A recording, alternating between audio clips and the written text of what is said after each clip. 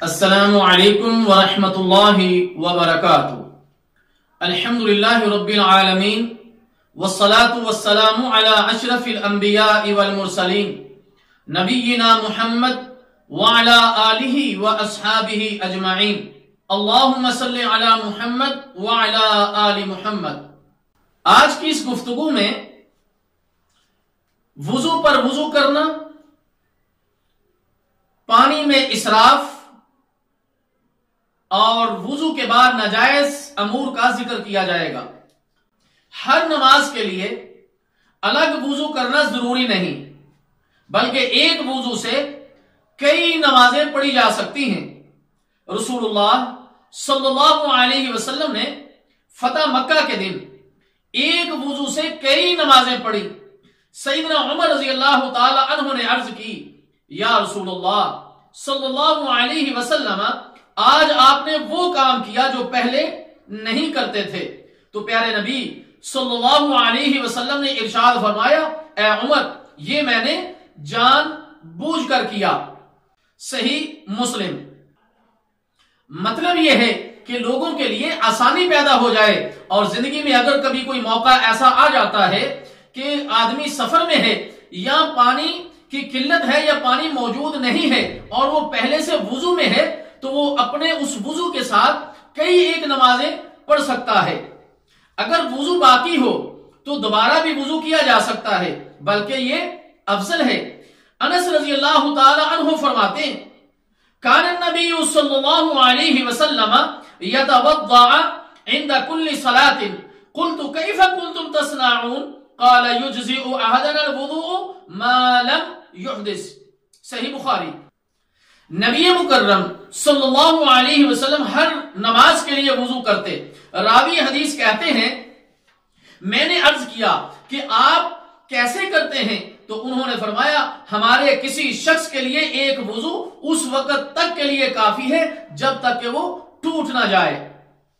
نزار بن صبرہ رضی اللہ تعالی عنہ فرماتے ہیں، میں نے سیدنا علی المرتضی رضی اللہ تعالی عنہ کو دیکھا کہ وہ نماز ظہر پڑھنے کے بعد لوگوں کی ضروریات سننے کے لیے کوفہ کی مسجد کے صحن میں بیٹھ گئے۔ جب عصر کا وقت ہوا تو پانی والا برتن منگوایا، اس میں سے ایک چلو لے کر اس سے چہرے، ہاتھوں اور سر اور پاؤں کا مسح کیا۔ صحیح بخاری میں دھونے کا بھی ذکر ہے۔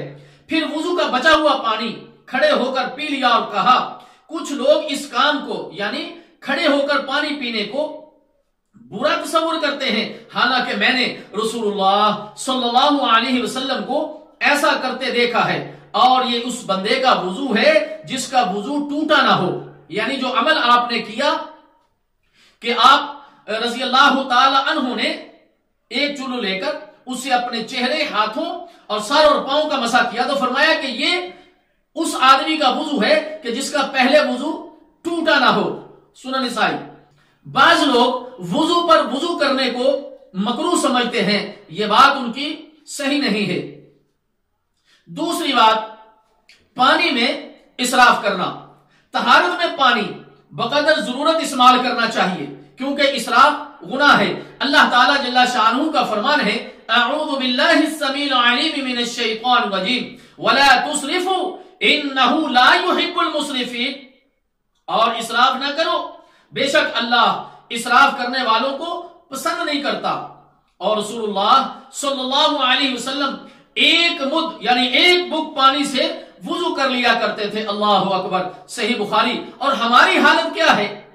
دیکھنے میں یہ آیا ہے کہ لوگ مساجد کی ٹوٹیاں ہوں یا اپنے گھر میں یا کسی اور جگہ بیٹھے ہوں تو پانی کا بے جا استعمال کرتے ہیں۔ میرے دوستو، یہ اسراف میں ہے، اور اسراف اللہ تعالیٰ جل شانہ کو پسند نہیں ہے۔ تیسری بات، وضو کے بعد ناجائز کام۔ وضو کے بعد مسجد کی طرف جاتے ہوئے تشبیک کرنا منع ہے، اور تشبیک کہتے ہیں دونوں ہاتھوں کی انگلیوں کو آپس میں ایک دوسرے میں ڈالنا۔ رسول اللہ صلی اللہ علیہ وسلم نے ارشاد فرمایا، اذا توضأ احدكم فاحسن وضوءه ثم خرج عامدا الى المسجد فلا يشبكن يديه فانه في الصلاة۔ سنن ابی داؤد۔ جب کوئی شخص وضو کرے تو اچھا وضو کرے، یعنی سنت رسول صلی اللہ علیہ وسلم کے مطابق۔ پھر جب وہ مسجد کی طرف جائے تو ہاتھوں کی انگلیاں ایک دوسرے میں نہ ڈالے، کیونکہ وہ نماز میں ہے۔ ہم اللہ تعالیٰ جل شانہ سے دعا کرتے ہیں کہ اللہ تعالیٰ ہمیں ان مسائل کو سمجھنے کی اور ان پر عمل کرنے کی توفیق عطا فرمائے۔ والسلام علیکم ورحمۃ اللہ وبرکاتہ۔